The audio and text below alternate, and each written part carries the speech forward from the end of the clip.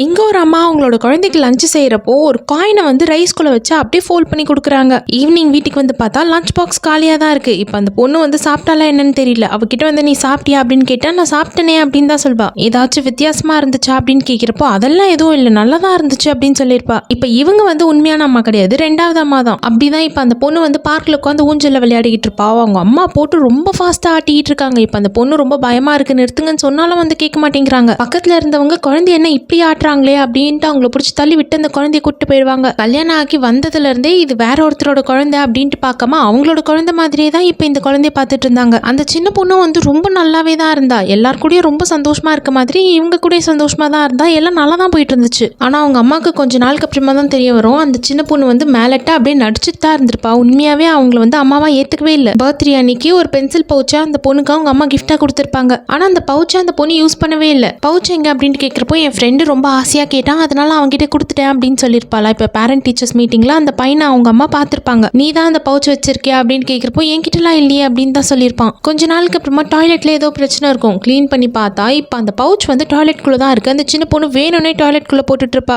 இது பார்த்ததுல இருந்தே ஒரு நாள் கூட இவன் நம்மள அம்மாவா ஏத்துக்கவே இல்லை அப்படின்ற விஷயம் அவங்களுக்கு புரிய வந்துடும். அதே மாதிரி டீச்சர் வந்து அவங்க அம்மாவை கூப்பிட்டுருப்பாங்க. என்னன்னா இப்போ எதனால உங்க பொண்ணுக்கு வந்து நீங்க லஞ்சு செஞ்சு கொடுக்க மாட்டீங்க அப்படின்ட்டு கேட்டிருப்பாங்க. ஒவ்வொரு நாளும் எந்திரிச்சு பார்த்து நான் சமைச்சு கொடுக்குறேன், நீங்க என்ன நான் கொடுக்கலன்னு சொல்றீங்களே அப்படின்ட்டு கேட்குறப்போ நேற்று உங்க பொண்ணு உட்காந்து ஒரே அழுகை, எங்க அம்மா லஞ்ச் கொடுக்கவே இல்லை, எல்லாரும் எனக்கு கொஞ்சம் சேர்ந்து லஞ்ச் கொடுங்களேன்ட்டு அழுதுட்டு இருந்தான்னு சொல்லுவாங்க. டெய்லி ஆனால் லஞ்ச் பாக்ஸ் காலியாக தான் வருது. இப்போ இந்த பொண்ணு வந்து நம்ம செய்யறத சாப்பிடாம எடுத்துட்டு போயிட்டு கீழே கொட்டிட்டு மற்றவங்க கிட்ட இருந்து வாங்கி சாப்பிட்டுட்டு இருக்கான்ற விஷயம் தெரிய வரும். ஒரு நாள் கூட இப்போ இந்த பொண்ணு அவங்க அம்மாவை ஏத்துக்கவும் இல்லை, அவங்க செய்யறத சாப்பிட்றதும் இல்லை, அவங்க ஏதாச்சும் வாங்கி கொடுத்தா அதையும் வந்து ஏத்துக்க மாட்டேங்கிறா. இவங்க என்னதான் ரெண்டாவது அம்மா, இது வேற ஒருத்தரோட குழந்தை அப்படின்ட்டு பார்க்காம சொந்த குழந்தையாவே நினைச்சாலும் அந்த பொண்ணு பண்றதுலேயே இவங்க ஒரு மாதிரி ஆகிருவாங்க.